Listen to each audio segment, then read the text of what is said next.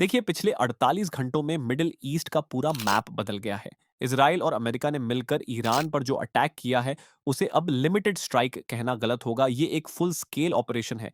Iran के defence systems, उनकी missile factory और सबसे बड़ी बात, उनके न्यूक्लियर साइट्स के पास धमाके रिपोर्ट हुए हैं। सोशल मीडिया पर वीडियो सर्कुलेट हो रही हैं, जहां तेहरान के आसमान में एंटी एयरक्राफ्ट फायर दिख रहा है। इसराइल का साफ कहना है कि हमने वह किया जो हमें अपनी सेफ्टी के लिए ज़रूरी लगा, लेकिन सवाल ये है कि क्या ईरान इसे बर्दाश्त करेगा?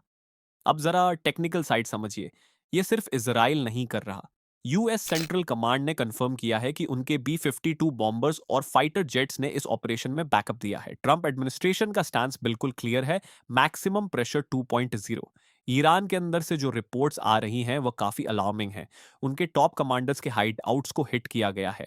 आईआरजीसी का कम्युनिकेशन सिस्टम टेम्पोरेरीली डाउन बताया जा रहा है। इसका मतलब है कि इसराइल ने पहले उनकी आंखें और कान बंद किए और फिर अटैक किया। ये एक sophisticated cyber plus kinetic attack था। ईरान के पास अब दो ही रास्ते हैं।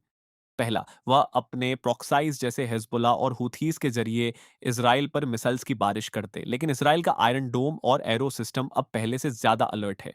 दूसरा रास्ता, वह खामोश रहें और अपनी पावर रीऑर्गेनाइज करें।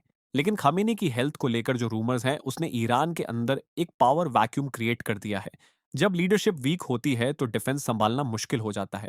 रशिया और चाइना फिलहाल सिर्फ डीप कंसर्न जता रहे हैं, कोई फिजिकल हेल्प अभी तक नजर नहीं आई। ईरान इस वक्त इंटरनेशनल लेवल पर अकेला खड़ा दिख रहा है। फैक्ट्स पर आते हैं। क्रूड ऑयल की कीमत $90 पर बैरल क्रॉस कर चुकी है। अगर ईरान ने स्ट्रेट ऑफ हॉर्मुज ब्लॉक कर दिया तो दुनिया का 20% ऑयल सप्लाई रुक जाएगा। इसका असर सीधा इंडिया और पाकिस्तान की इकोनॉमी पर पड़ेगा। ग्लोबल शिपिंग लेन्स डिस्टर्ब हो रही हैं, इंश्योरेंस रेट्स बढ़ गए हैं और एयरलाइंस ने ईरान इराक का एयर स्पेस अवॉइड करना शुरू कर दिया है। ये कोई लोकल फाइट नहीं है, ये एक ग्लोबल इकोनॉमिक डिजास्टर बन सकती है अगर अगले 72 घंटों में डी एस्केलेशन नहीं हुई। रिपोर्टिंग ये सजेस्ट करती है कि इसराइल अब रुकने वाला नहीं है जब तक वह ईरान की न्यूक्लियर कैपेबिलिटी को 10 साल पीछे न धकेल दे। क्या ईरान सरेंडर करेगा या ये एक ऐसी जंग बन जाएगी जिसमें सब राख हो जाएंगे? इस पर अपनी नजर रखिए। जो भी बड़ी अपडेट आएगी, मैं आप तक पहुंचाता रहूंगा।